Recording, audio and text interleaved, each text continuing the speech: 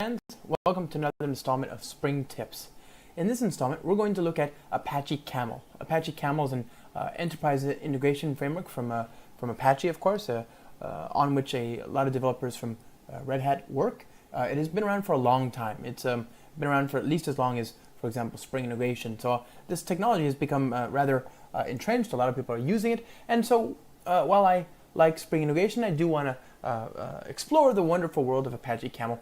And I want to particularly thank my friend Klaus Ibsen, who spent some time with me to sort of introduce me to all the latest and greatest stuff in the support for Camel for Spring Boot. Now, today we're going to look at Spring Boot 1.5, which is just a little old. That's actually, we're now at 2.0 X for Spring Boot, but there is support for Spring Boot 2.0 in the pipeline, due in Apache Camel 2.2.2, which I think is awesome, right? Spring Boot 2.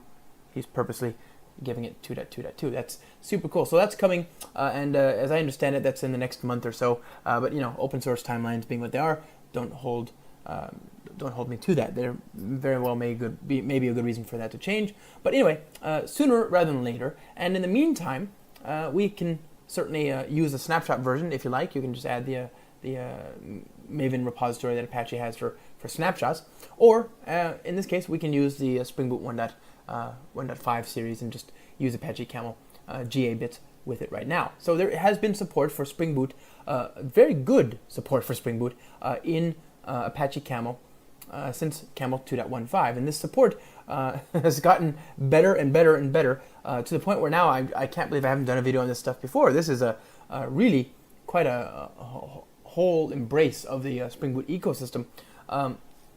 And so we're gonna just walk through some of the basics here, and we'll look at some of the things that you can do with Apache Camel, and then particularly how you can do them with Spring and Spring Boot in particular. And then we're gonna look at what I think is arguably the most important part of Apache Camel, which is this amazing catalog of connectors. Right, an integration framework is in some way very much about its raft, its stable of connectivity, the things with which it can integrate. And here, Apache Camel is no slouch. And then, of course, finally, we'll look at the world of Apache Camel and how that works with Spring, in particular with some of the Spring ecosystem that takes message channels, right? Including, for example, the likes of Spring Integration, Spring Cloud Stream, Spring Cloud Dataflow, and the WebSocket support in the Spring MVC. So a lot of good stuff here to look at today. We're gonna focus on all these different components, right? We're not gonna look at all these different components, but we're gonna focus on different components today. There is a great list. I just want to make sure we've called that out. camel.apache.org/components.html, and we'll start our journey as usual here at the initializer. So I'm going to go ahead and build a new application, but again, keeping in mind we've got 2.02 out there right now. I could use it. I could use this, but the initializer checkbox will disable itself because there is no 2.0 GA release candidate version of Apache Camel, and it's coming. Right, it's coming soon enough. So you could even get this code to work with 2.0. But for our purposes, since it's almost identical, the code footprint, we're just going to use 1.5, and we're going to create an example here called Camel, and we'll use Apache Camel. Now we also want to use, we want to use ActiveMQ, so we'll use a JMS ActiveMQ instance.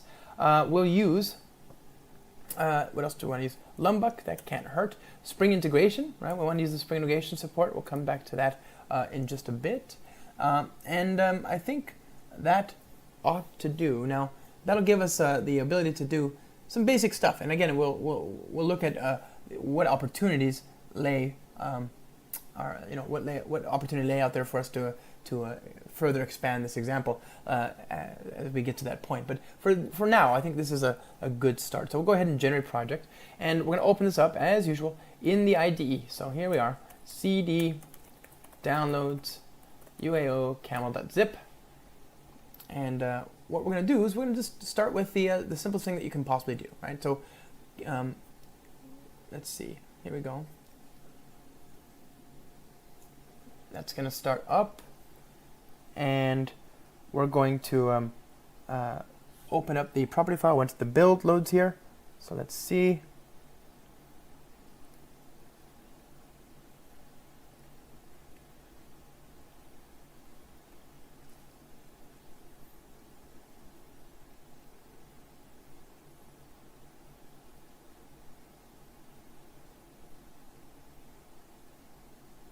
All right, so the application has loaded, and now we can build an application that takes advantage of Apache Camel. So a couple things to keep in mind here is that all we've done with the initializer is load up the Camel Spring Boot starter, which gives us Apache Camel 2.2.1 2.2.1.1. And this certainly works. This is certainly a working version of Apache Camel, but the truth is that this is probably not the best way to use Apache Camel.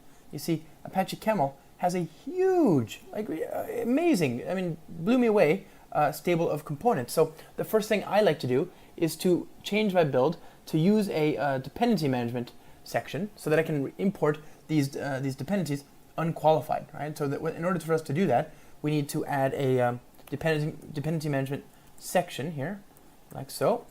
And we're going to add a dependency management section that looks like anything else you've seen before, for example, with Spring Cloud. So org Apache Camel, dependencies, got ahead of myself there, dependency, and we want to add the camel spring -boot -dependencies support, please be right. I hope that's right, that looks right. Okay, org Apache Camel, all right, org Apache Camel, and the version will be camel.version, and camel.version we'll define up here, camel.version, and the camel.version that we're going to use is 2.21.1, right? So that's that. And this is a BOM, a bill of materials BOM import, so we're going to make it a import scoped POM type, right? There we are. There's our dependencies. There we are. And that's it. I think that's it. So now we can, first of all, we can change this. We can drop this from the build there. We don't need it, right? That'll come in automatically. And now we can bring in all the other stuff that we want to use, right? All the other interesting bits that we want to use. So let's today focus on a very simple example. Our first examples, we'll look at we'll look at the file system and JMS. Now JMS is the reason we're using JMS is because we have a nice auto configuration for Spring Boot that allows me to configure an embedded in-memory sort of ActiveMQ instance on the same node as my Java application, which means that for those of you playing along at home, you can just run this program. You don't have to install a JMS broker. Is this typical of what you would do in a JMS? Of course not. You'd use a proper standalone message broker. And is this typical of what you would do with Apache Camel? No. I mean, I don't think anybody's all that impressed with JMS demos, but what I want you to understand is that this is a messaging system. It's some sort of middleware out there, and it's one of more than 200 different offerings and options that you have in the Camel ecosystem. So if JMS isn't what you want, maybe there's Kafka, maybe there's RabbitMQ, maybe there's AS2, maybe there's whatever. There's just a proliferation of things out there that you should be aware of. Okay, so let's add some support that we want to use here. So we're going to add. Do I have the actuator first of all? I think we want the actuator. So Spring Boot Starter actuator, Spring Boot Starter. I should have added these back at the initializer, but I plumb forgot. We want the Spring Boot integration support. We'll come back to that towards the very end. All right. Do I already have that? Or do I already have that? Okay, good. So there's that, and we've got the ActiveMQ bits. We want now the JMS support for Apache Camel, if I'm not mistaken. Kind of reviewing these here. We've got org apache.camel. Let's see, or poor Camel. Is that not right? Yeah, that is right. Memory's a little bad, but I think we'll get there. This is the one drawback to not doing manual builds that often, since I use a Spring Boot for most of my work. I don't remember how to do this very well. So Camel, Spring -boot starter. All right, there we are. Look at that. So there's this Spring Boot starter. What we want is actually, we want the Camel JMS starter, right? There's a number of different starters, and that's actually another important bit to understand here. There are 200 odd components, where components in this case refers to the Camel nomenclature for integrations, basically, things that Camel can talk to. And you can use Camel without Spring. I know, you're terrified just as much as I am. And in this odd, hopefully increasingly rare context, there are just a few more options. There are some more options that are available to you than there are for those of you using Camel with Spring Boot. But these are things that don't really make sense for a Spring Boot application anyway. Things like OSGI, right? You're not gonna use Camel and Spring Boot and OSGI together, right? That's hopefully not as common a situation, right? So there's no support for that, and that's completely understandable. But all the interesting stuff, all the stuff you'd probably want to talk to, at least in my humblest of opinions, all the interesting stuff that I would certainly want to talk to, all that still works with Spring Boot. And actually, it goes a step further. You see, there is the Camel JMS support, and then there's a whole auto-generated auto configuration for Spring Boot, right? And this auto configuration is aware of all the metadata related to these different components. So let's look at some of these components, and then let's look at what that means for Spring Boot users. Here we have just some of the components, right? Look at all these different components. AMQP support, APM. This is Apple notifications, Atmosphere WebSockets, Atom, Avro, AWS, a number of different AWS bits there. Validation, the Box API, Braintree API, Cache API. I mean, just so much stuff here, right? CXF dataset, direct DNS disruptor, Dozer, EJB, EHCache, Elasticsearch, etcd, Spring Events if you want to publish an event into an application context. What else do we got? Facebook, I mean, files, of course, Flatpak, I mean, Flink, for tasks, right? Dataset, data processing, FTP and FTPS, Ganglia, GAuth, for Google App Engine, that kind of stuff. Glogin, Google Calendar, Google Mail, Gora, geocoders. Oh my goodness, look at that. That's pretty cool. Hazelcast, HBase for Hadoop, that kind of stuff, that ecosystem. HDFS, HDFS2, HipChat, HL7 for healthcare, right? The healthcare world. Infinispan, that's the Red Hat database grid. HTTP, HTTP4, IBetis, Ignite. This is Apache Ignite. It's another data grid. IMAP, IMAP-S, IronMQ, Java Spaces. This one makes me sad. I'm a big Java Space fan. So, JClouds, JCache, JDBC, Jetty, JGroups, Jira, JMS, JMX, JPA, Jolt, JSCH, that's a SCP protocol, the one you might use to securely copy things on a shell from one Unix node to another. Kestrel, I think that's the Twitter highly scalable message queue from years ago.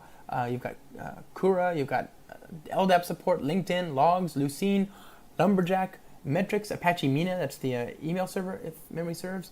Is that the, what is that?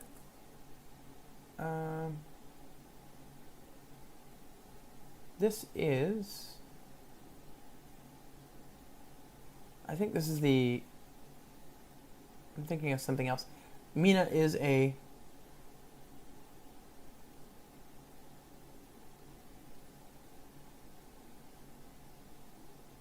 what is Mina?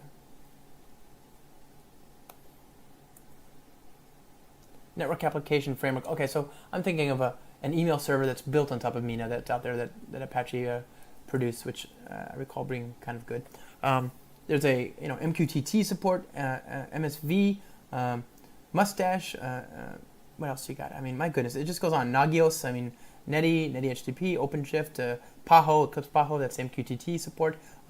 PDF emissions, Postgres events, email. There's POP and POP3, printers, properties, Quartz jobs, RabbitMQ, RESTlet, REST Swagger, RMI, RNC, Relax NG compact system, Routebox, RSS, Salesforce, SAP NetWeaver, Schematron. I'm not sure what the.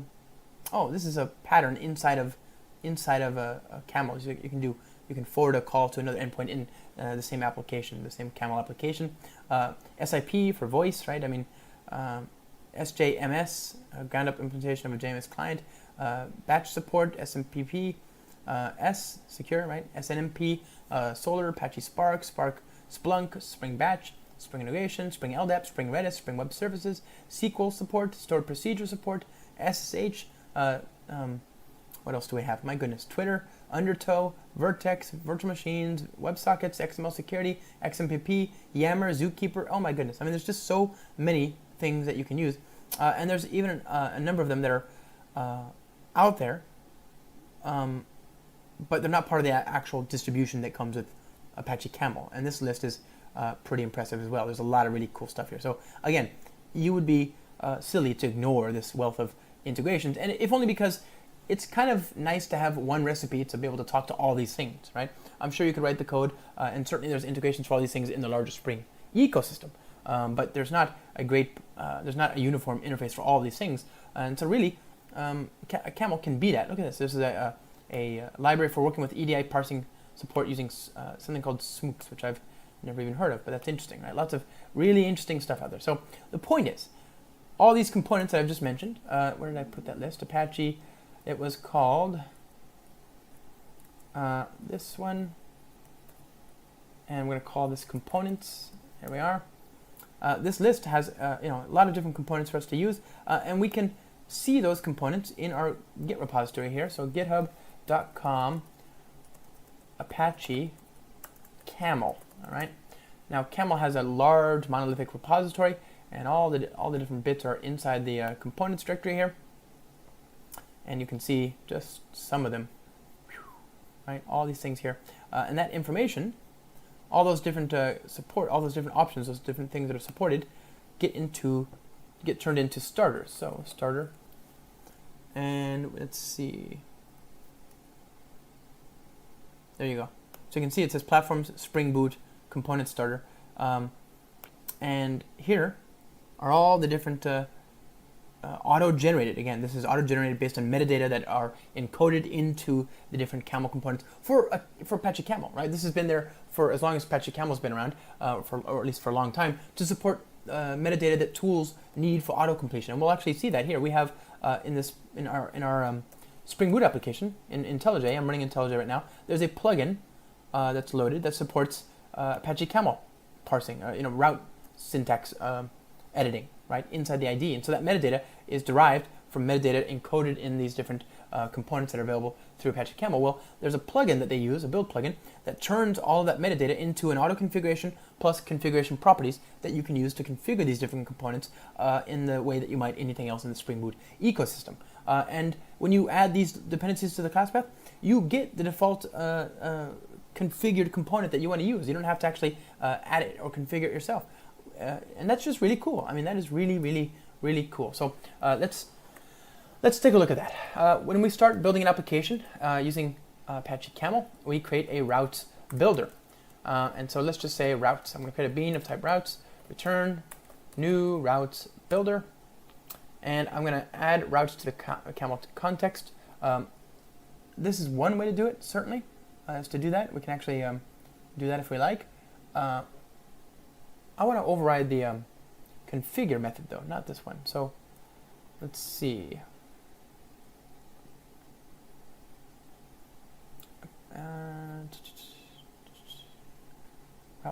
Routes builder. Route builder. There's a bit of a subtlety there. And I'm going to hit configure. All right, so there's that. Now, when I'm in this API, it's just a Spring Bean, right? We're returning a Spring Bean already. You can see you're very much in a Spring Boot world. Nothing is different about this. Once you're there, you can configure very simple routes, right? So let's do that. We're going to say here that we want to read from JMS and then write that data to a file. This will just be the most, or even better, let's just do a simple file to file. So I'm going to say from file, and then I want to actually reference a property from the property sources in Spring Boot. Well, Camel automatically bridges that work. And by the way, see that icon there?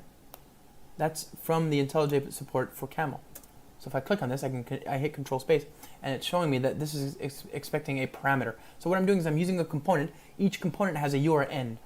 Some of those URNs are URIs, but each component has a URN syntax, and it starts with the, as you can see here, it starts with the name of the component, and then this URI URN syntax tells you some of the supported options, of which there are many, right? You can see the things that are optional and things that need to be specified and so on, and what they're named for. So each component has its own URN, and normally, if I wanted to configure my own URN, I would have to, if I wanted to configure my own application, my own component, then I would have to do that myself. So let's say I wanted to, before we get into this actually, before we get too far down that line, let's say I wanted to configure my own components, right? Let's say I wanted to configure my own JMS component, right?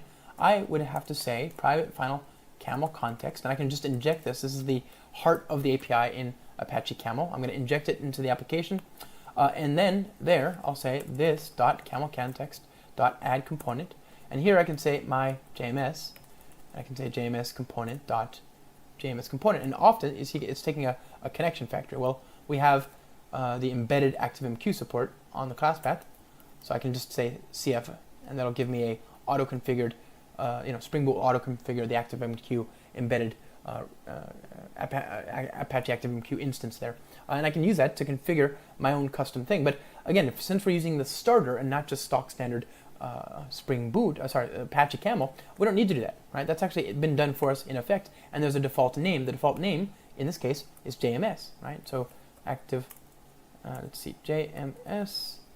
There you go. Is there an ActiveMQ one?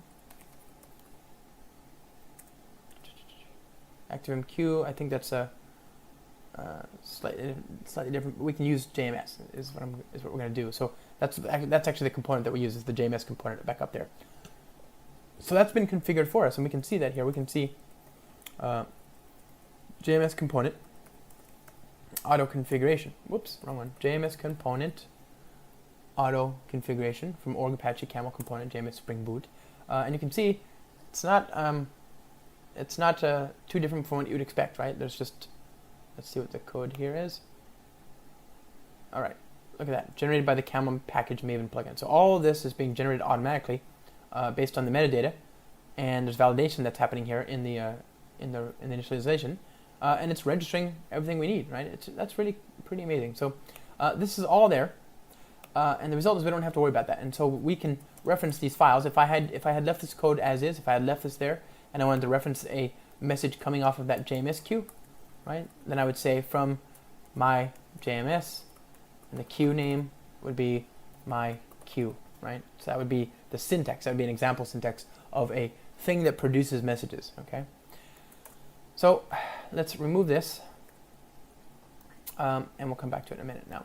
Okay, so from file, colon, and then some sort of file system reference. So here I want to reference a property from the property source that from a property source that Spring Boot knows about. So I'll say curly bracket, that's the syntax for Camel routes. Camel understands the syntax, but it has also bridged that syntax, that simple expression language. It's already bridged that with the property sources in Spring Boot. It knows about the properties in Spring Boot, whatever they are. So if they're coming from the config server, if they're coming from -d arguments, application.properties, whatever, it knows about the property source SPI in Spring Boot. So I can just say user.home, and that gives me the, in my case, home JLong, whatever. So that'll be the user.home desktop, and we're going to say to JMS, all right, or better yet, to another directory. So we're going to do a very simple route, just a very simple route there, and I'm going to say file user.home desktop. Well, you know what? Make this in, and this will be out. All right. So that's as simple as it gets, really. I don't think you can get much simpler than that. And we don't need this for now. Well, actually, get rid of this. Okay. So let's see what that looks like. I'm going to go ahead and run this application, and we'll run into our first problem with this code as it's been written. Okay.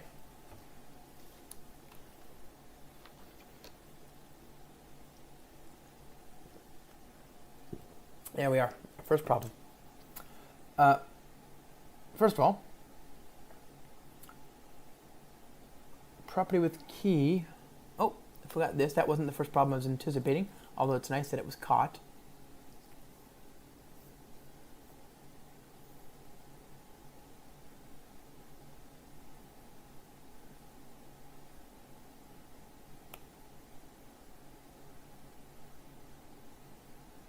Okay, there's our first problem. The application is already shut down, right? So there's nothing keeping the main thread alive, or I guess there's something keeping something alive, but it's not Apache Camel. Apache Camel, as far as it's concerned, doesn't get to stay alive. and that's probably correct because we haven't done anything to explicitly prolong the thread. So in order for that to work, we have to set up a property here, right? This is the a property that we can set thanks to Apache Camel, and that property is let's see, it's called Spring Boot Camel dot Spring Boot main run controller equals true. True, baby. There we are. So there you go. You can see, by the way, do you see all those Camel properties? All of those come from the different properties that are supported for these different components, right? Some of which are on the class path already, but an infinite number of which are not on the class path. So that's amazing. We have all that support out of the box. Now, we can run this again. You can, hopefully this time the JMS support won't shut down immediately. All right, looks like we're in business. So ignore the ActiveMQ stuff because obviously we're not using it just yet. But let's talk about this. We've got now the application. We've got the in and out directories. If I go to my desktop, I can delete in, by the way. Let's delete in and start this again.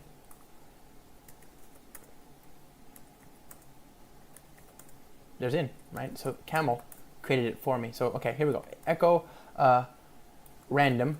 I'm going to use the random variable here. I'll say random.txt echo hi to random.txt. And now down here I'm going to watch the the output directory. So I'll say watch -n 1 lsla. All right, so I'm going to every second I'm just going to watch this directory. So if I do that again, you can see it's pretty quickly picking up the new files, which is awesome. So that's cool. We've got this very, very simple Camel support there. Now there are options for the file component, right? This is the producer of the data. This is the consumer.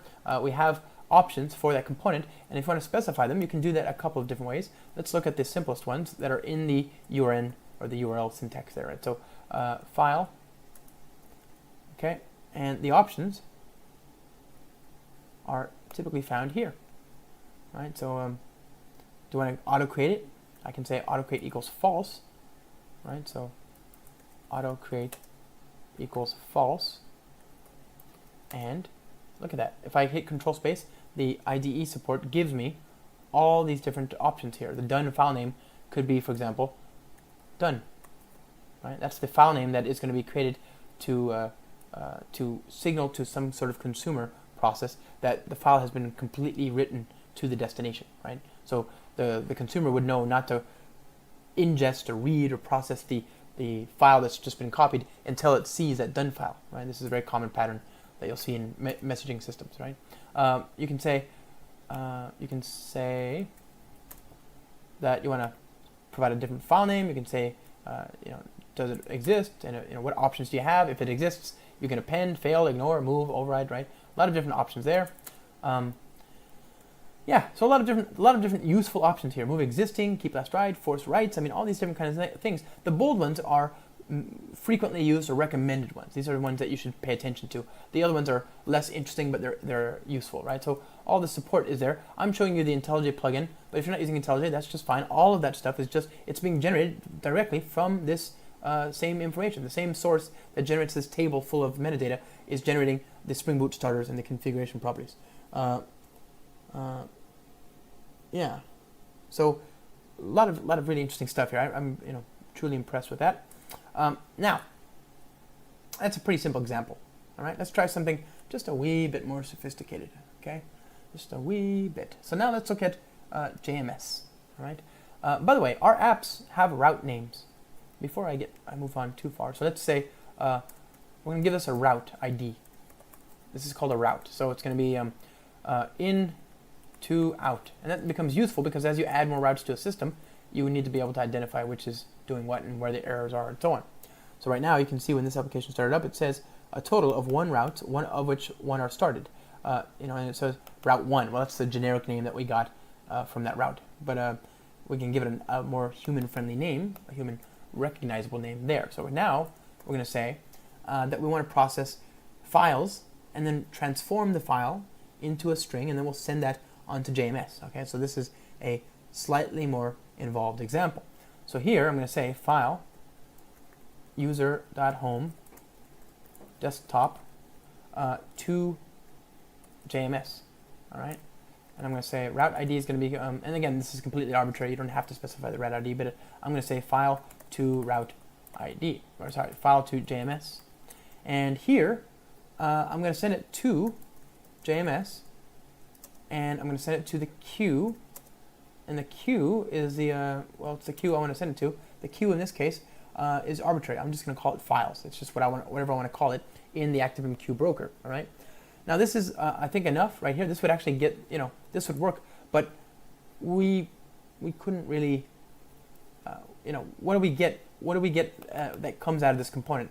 The produced thing that comes out of that doesn't necessarily belong inside of a JMS broker. So what I actually want to do is I want to take the produced thing that comes out of this, a file of some sort, and adapt it. I want to transform it into something that I can then send to the downstream JMS broker. So what I'm going to do is I'm going to say transform, and when I transform it, I want to specify which part to transform.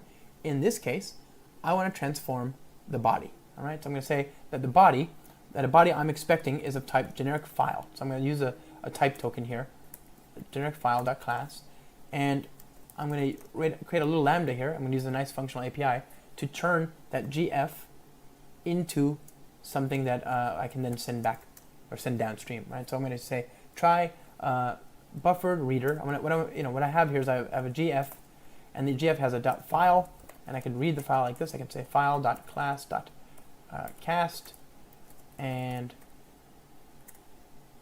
turn that in so, okay?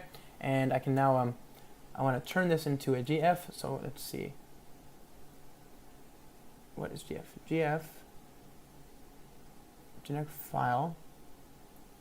Yeah, seems okay.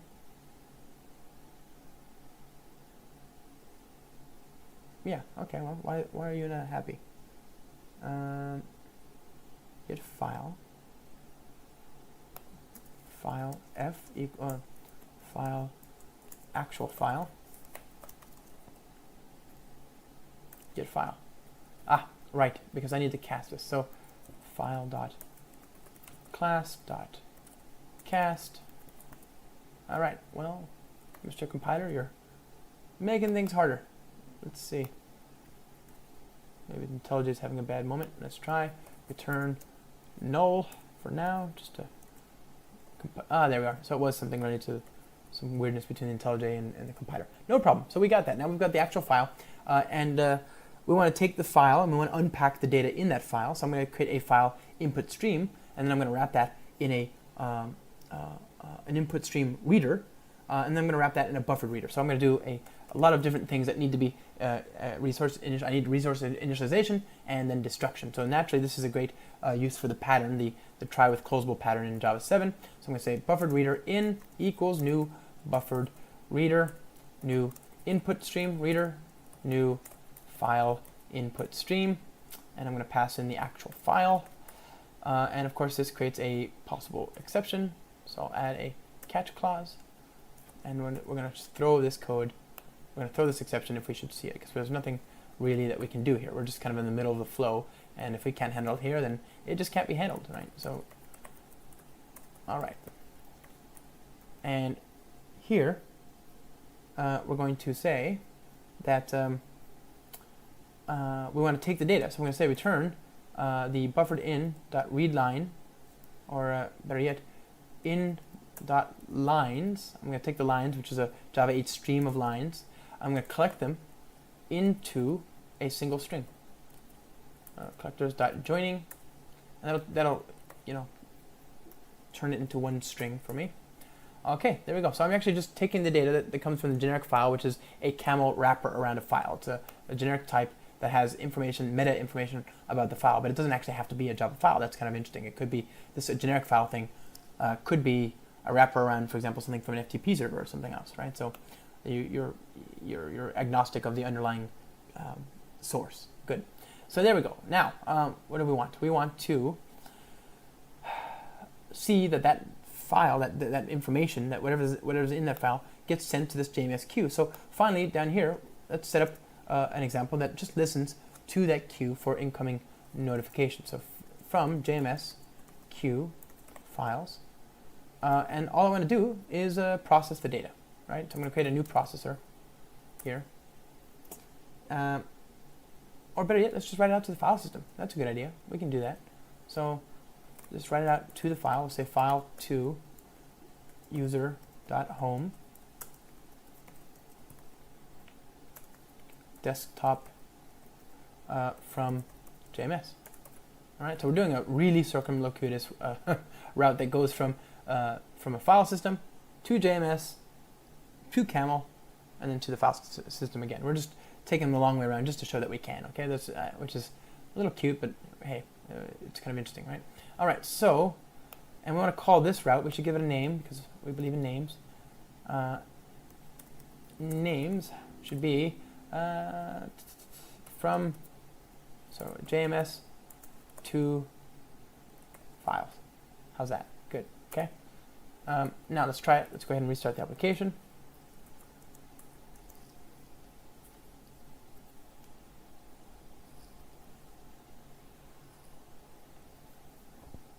Okay, what did I do wrong? Connection factory must be specified. Right, so this is a property that needs to be specified in the JMS configuration. Well, JMS configuration, if you look at this, is actually a configuration properties, right? It's a thing that gets specified by the configuration properties. So find usages, and you can see here that JMS configuration, where's the JMS auto configuration? JMS component auto configuration. This is from Apache Camel. And here you can see that it's got the JMS component configuration, right? That's the thing that we want to inject. That in turn is it's been marked as a configuration properties POJO. So this is the thing that has all these different properties that we want to use. This has been auto-generated based on the metadata inside of the Apache Camel plugins. We've got that here, and we want to be able to specify those properties. And we could certainly try. I mean, we could say camel.jms, or the component.jms.connection factory. And then what? Well, this is a property, and it's expecting a pointer to a connection factory. So that's not really a great fit for what we're trying to do, is it? We don't want to use a property file to do that. So instead, we're going to use a component customizer. Okay. So we're going to inject. We're going to tell it. We're going to give it a reference to this configured connection factory, just as we did before. Remember, I said this.camel context add component my JMS, and I had to give it a pointer to the connection factory there, right? I'm not gonna, I need to do something like that still, but I need to affect the existing Spring Boot auto-configured JMS component for Apache Kafka, as opposed to instantiating and managing all that myself. So, and by the way, most components will have a builder like that. That's not auto-generated. That's just part of the API. Now, in this case, I need to use a component customizer. So I'm going to say static class default JMS component customizer implements component customizer for the JMS component. This is an interface, a callback interface, that when Camel's Spring Boot auto configuration perceives it, it will call and give a chance to override this particular component, the instantiation of this particular component, and it's typed by the type. So now we have the JMS component there. I'm going to say component dot set connection factory, and I want to give it a pointer to this connection factory, the JMS connection factory that we got auto configured for us by Spring Boot itself. All right. So with that done, let's try this again.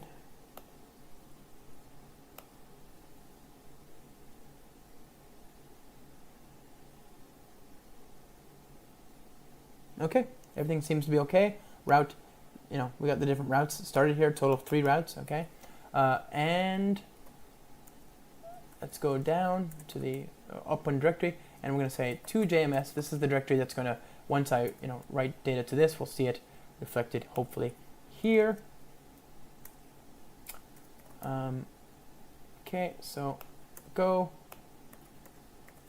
There's from JMS, and we can see that file 8411. All right, so there's the text file that we just created, and that's exactly what we wanted to see, right? That's actually gone through JMS, the embedded message queue, and it's gone through JMS and it's been written out here, which I think is pretty remarkable. Now, we have, we've been content to leave the name of the file up to, it's matching the input file, basically. That's been preserved in a header. So when the message arrives from this file system, there are some headers that are encoded in that message that are perpetuated through JMS and that are visible to the consumer, to the thing that's taking the messages off of JMS and then writing it to the database. We can override some of that, though. We can process this data. We can do all sorts of interesting things. So let's talk about some of that.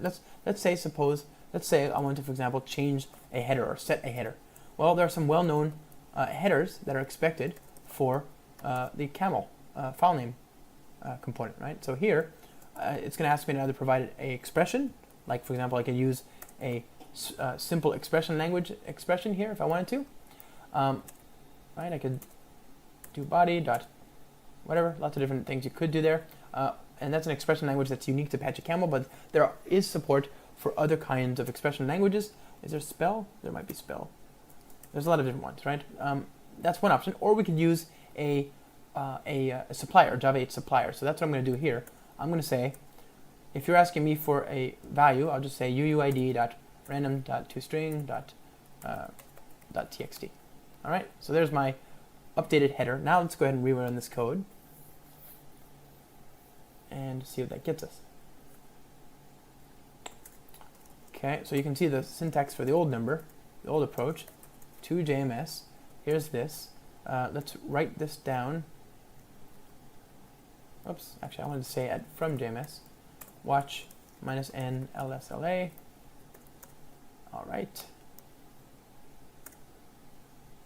There we go. So you can see that the new file has a completely different name. So here's one way of affecting the pipeline, basically, as you can override well-known headers. And those headers, of course, are also well documented. So if you go down here, see all the different properties, and here are some of the headers that you should expect to know about for this different for these different components, right? And this is a lot of this is automatically generated based on the component itself. So this is not subject to somebody being diligent. I mean, certainly there's a lot of diligence. I'm just saying this is not subject to somebody updating the documentation every single time there's a code change. This just gets done automatically, which is great, right?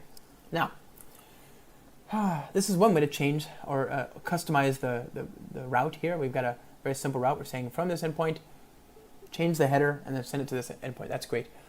Here, we're going to say, I want to take files from JMS, route it, transform it in some way, and then send it out. Now I could do a lot more, there's a lot of other patterns, a lot of integration patterns beyond just transformations and so on. You can do a claim check, you can change the body, you can delay it, you can try a dynamic router using an expression, you can do a enrichment, you can actually say I want to do aggregation and splitting, you can do an independent consumer, you can do a circuit breaker, you can do a load balancing, do tracing, add that to it if you want.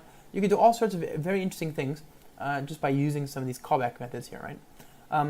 And the result is that you get the integration flow that you want without giving up any flexibility here.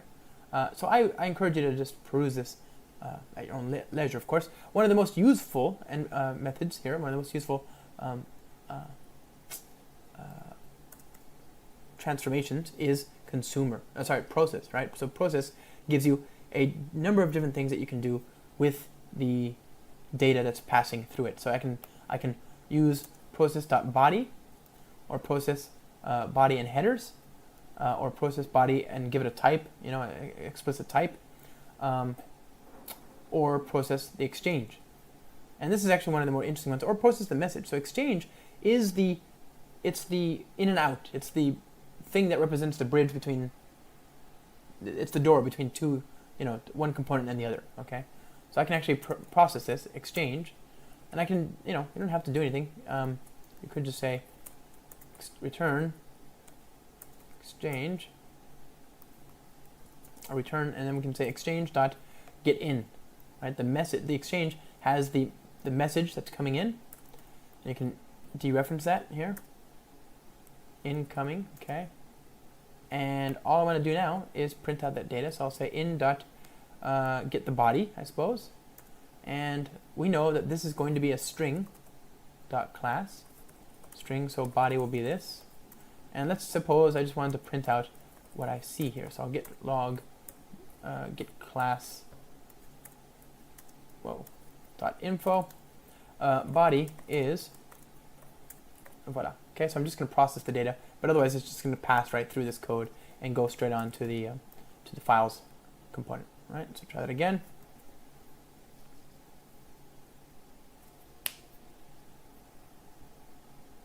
All right, so now let's try this again.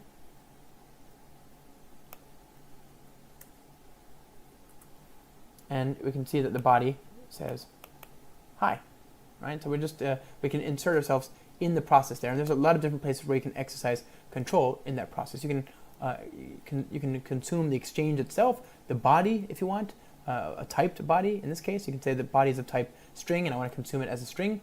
That would actually be easier. So here, instead of doing all that unpacking as I did, I could say string, and then just log factory dot get log dot info. The string body is string. All right, so there's that other option, and of course you need to start another stanza there. Okay, so we try that.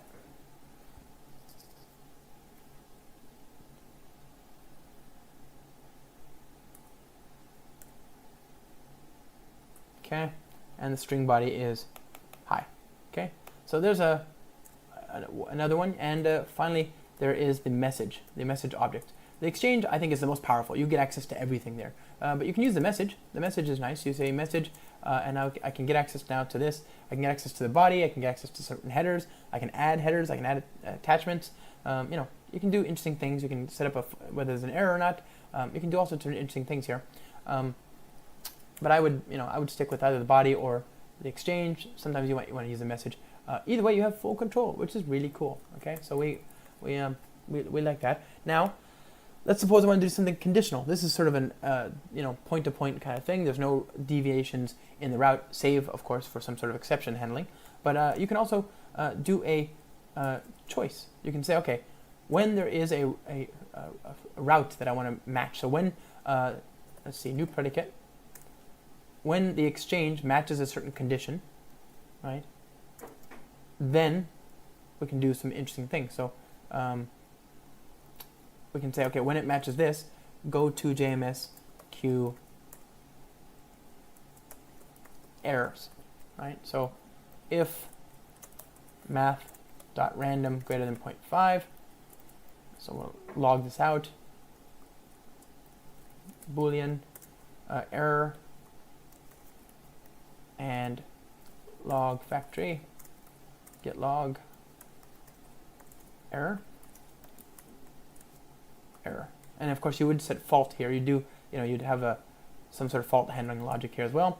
But you can say, okay, if you can inspect that exchange, look at the headers, look at the body, determine where that should go based on some condition. Here I'm using it for error handling. I'm saying send it to the errors endpoint, and then end the choice, and then otherwise send it to JMS queue. So very, very simple example. Let's see, when error, and this is obviously this is a silly example, right? So let's see that. Actually, you know what? We can do something a little more interesting. Let's try that. Let's say hello exchange dot get body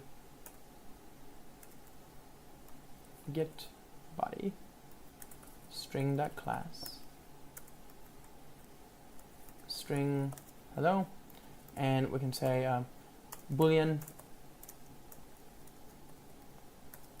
hello equals hello is hello dot contains hello. There we go. And so if it is hello, then we say that we want to return it to the hello queue. Otherwise, we'll send it to the hi queue, okay, or the everything else queue. So there we go. So let's try that. So hello, and let's see if I got the syntax right. I do get this stuff wrong sometimes still. Otherwise,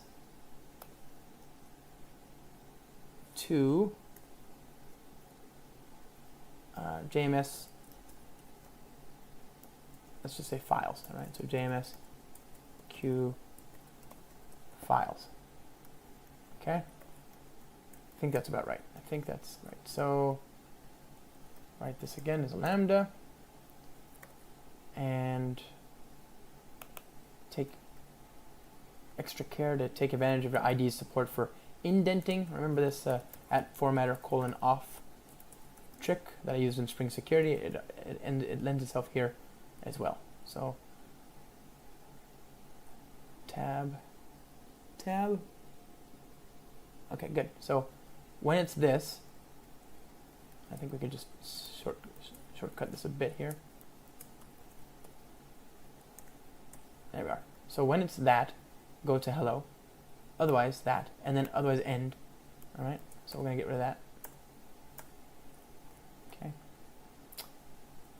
And formatter off, or on rather. We want to turn it back on so that everything else gets formatted correctly.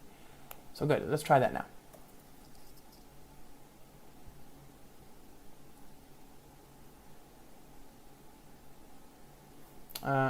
We have no way of seeing. I suppose we know that if it gets sent to hello, there's nothing downstream to process it, so we'll not see something arrive in the output directory. I guess it's as good enough test as anything. Okay, so let's try that working. Let's see if that works. So hi, that gets delivered to the output directory as we expect it to. Let's just kill the files in here, and there we go. So there's nothing in that directory. Let's try again. There's that file. There's that one. That one. That one. Okay, so that's working as we expect now. Hello. Nothing, right? So we're not seeing it being delivered. That's because it's the path is bifurcated. It's going a different direction, which is what we expect. So you have flow control here. You have the ability to dynamically transform, to route, to do all the kind of things you want to do with messaging in a messaging system. Now, of course, you probably wouldn't have one route builder. You could have a number of different routes, for example, a different application. And all this time, I've been very clear to I've worked hard to give these things route IDs. And the reason we would care about that is because we want to be able to see what the application is doing. I want to be able to manage those routes. Those routes have a life cycle, right? Those routes are interesting, and so we want to observe them, and we can support that, of course, with the actuator. So let's set up a few things that we need for the actuator. We're going to say management security enabled equals false, just for now. You can set up Spring Security if you like, but in my case, we don't need it. So context path, management context path equals actuator. All right, and I want to make the endpoints, the camel routes endpoints, not read-only, right? So I want to be able to post to them and to manipulate them. So this is the actuator support here.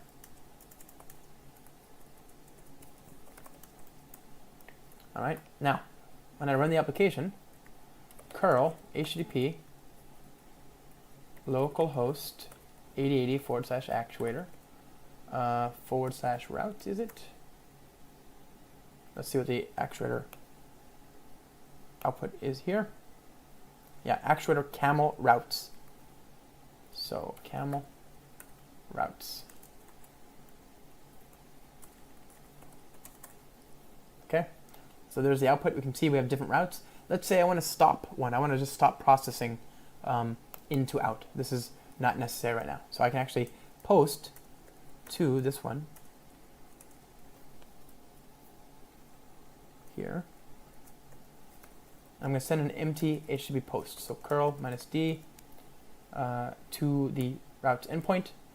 And when I look at this one, you can see that in and out has been stopped, right? So it was running before, and then I stopped it.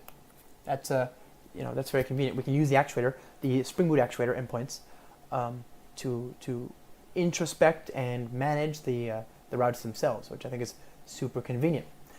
Now, we have looked so far at some of the niceties that Camel brings for the Spring developer. We've looked at the nice DSL that it provides for building route definitions here. It is Worth noting that there is, for those of you who want to use that, there's a XML DSL based on Spring's XML support that you can use in Camel. But I rather like this approach. By the way, I also inject the Camel context here. I injected it through the constructor because it's just a regular bean and you can do that. But there's also an interface called Camel context aware, right? So you can actually tell Spring and Camel to please inject a pointer to that Camel context. That's certainly one option. And we've looked at ways to customize the default behavior and how that's working. We looked at the fact that you can actually custom register different components. For example, ones that aren't automatically generated as part of the Spring Boot Starter plugin thing there that they have in the Apache Camel project. We looked at some of the observability support that's in there out of the box. Now I want to talk to you about taking what we've got here and connecting it to Spring. And so we're going to use Spring integration because Spring integration is just a simple, it's a nice API for integration as well, but in particular, the message channel, which is what we're going to use here. We're going to use a component in our Apache Camel application that is specifically designed to forward messages into a Spring integration channel. So for example, if I have a Spring Cloud Stream, and we looked at Spring Cloud Stream in an earlier Spring Tips installment about a year ago, and in that installment we saw that a channel, a binding in Spring Cloud Stream, is just an interface definition whose bindings are channel, basically message channel space foo parenthesis semicolon, right? It's just an interface method that has a channel definition, and that channel definition gets turned into an actual connected, hydrated connection to a broker, be it RabbitMQ, Apache Kafka, Google Cloud Pub Sub, whatever it is, whatever binder you choose to use. Spring Cloud Stream, Kafka Streams, we looked at that as well in a recent Spring Tips. There's a lot of different bindings out there, and you can use whatever you want, but the definition for the outbound connection to that broker is just an interface in our Java code. Any configuration lives in the property files, right? So the connection to the Kafka topic is done in terms of configuration in the property files, and that's related to the interface definition in our Java code. So these things are very convenient, right? You can actually mix these things together. That's what we want to do here. We want to take advantage, for example, of the rich ecosystem of Camel components, and we'll then forward it on to a channel, which we can then do all sorts of things with. That channel could just as easily be a channel that's automatically created for us by Spring Cloud Stream. It could be a channel that gets fed into Spring Cloud Dataflow. It could be a channel that's bound to be delivered, whose payload, whose contents are bound to be delivered via Spring MVC's, especially in 4.0, Spring MVC's WebSocket support. So all of this stuff, all these destinations are reasonable for Apache Camel users. So you can actually mix and match. You can use Camel to talk to these things for which there may not be existing Spring support. For example, I don't know of a Spring integration adapter that does AS2. You can use Camel to talk to that. You can use Camel to talk to whatever. I mean, as we saw, there's a very rich catalog there. And then you can forward those messages onto a channel. So let's do that. Let's create a very simple Spring integration flow here. And say integration flow. And I suppose I could use Spring Cloud Stream, but just to keep this as simple as possible. Channel, incoming, turn, and I'm just going to create a direct channel. Now, channels in Spring integration are named conduits through which messages flow, and I want to send a message that arrives. Let's say that we send a message that arrives on the let's create a route that takes the data that comes off of the JMS hello queue, and we'll send that into a Spring integration. All right, so let's do that. So here we'll say from JMS queue hello to Spring integration, and let's see what the component looks like for that. Spring integration. There we go. Yeah, it's just this, just like that. So we say Spring integration. The channel will be called incoming. There are some options. Do you want it to be in and out? Do you want it to be what is the output channel? That's that. And is it synchronous? That's true or false, right? So that's basically all we need to know. Actually, that's it. That's the whole thing. I don't have to do any properties for that. It just works because it's running inside of a Spring app, right? So when the messages arrive on hello queue, we had no outlet for them before. We would have expected to see them in the files endpoint at some point, but we got rid of that code. So now, if the message says hello, it's going to go to the hello JMS destination in our broker, and then eventually it'll pop out of the Spring integration flow for this channel. So let's go ahead and do that now. Let's write the Spring integration processing code to process the messages coming out of there. And I'm only doing this because we have to have the message. The message has to get processed. We can't just buffer them and not do anything with them. But we don't really need. I'm using Spring integration just because it's a simple example. You don't really need it in this case, right? We just want something to process that that incoming message. Let me see, inflow configuration, and all right. So flow, and we're going to say return integration flows dot from this dot incoming, and all I want to do is just print what we see. So new generic handler, and the data that we expect is what? We're going to see a message coming off of that queue. We don't know what kind though, so let's just go ahead and announce that we have the message. So log factory.get log, get class, print that out here, and we'll say log.info, new message, .toString. All right, so there's that. Not bad. And we can put a breakpoint there, build the flow, and we're done. So that's the integration flow. Basically, we're saying when a message comes in from a channel, just pass it to the handler. This is kind of like the processor in Camel, and then stop the flow. Stop the flow. If we had returned a non-null value, then the flow would have continued. But in this case, we returned a null value. Okay. What did I do wrong there? Oh, I forgot to register the Spring integration starter. So do I have that here? Nope, I forgot to register Camel Spring integration starter org Apache Camel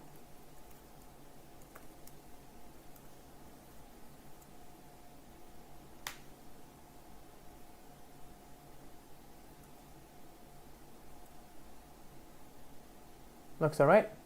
All right, good. So there's that. Let's see what we have now. We are expecting to echo this output here. So hello. The new message is hello, right? So new message is hello. So there we go, my friends. With almost no code at all, we have managed to look at Apache Camel, which is a rich framework with a lot of integrations that we might leverage. We should definitely feel free to use it. They certainly the Spring Boot support for Apache Camel is amazing, right? Really well done, very well done integration there. Lots and lots of different options. I'm sure that they didn't do all that just so that we would ignore this wealth of options. There are, of course, I'm sure a good number of Spring users using Apache Camel, and maybe they didn't know about all this great Spring Boot support there. So this video was just meant to just allude, just to tease at some of the amazing opportunities here for those of us who love integration. My background, of course, is messaging and integration. I love messaging and integration. I worked on Spring integration quite a bit. I love Spring integration. I love Camel. I love anything that makes it easy to connect otherwise disparate services and data. Now, these are both lightweight integration frameworks. I love lightweight integration frameworks. These things hang off the side of your service, and they provide an opportunity to do all sorts of interesting things. Now, there's actually preliminary support here in Apache Camel for Spring Cloud too. They've got some stuff that they're brewing for integration with, for example, the Discovery Client abstraction. There's a number of other things that are going on here. We didn't get to talk about data formats. We didn't get to talk about all the different kinds of components. All the different kinds of what are they called? APIs or SPIs rather in Apache Camel. We looked at components and and so on, but there are other things that we could have looked at. So we really have only begun to scratch the surface. I, of course, encourage you to do so at your own leisure. And with that, my friends, thank you so much for watching, and we'll see you next time.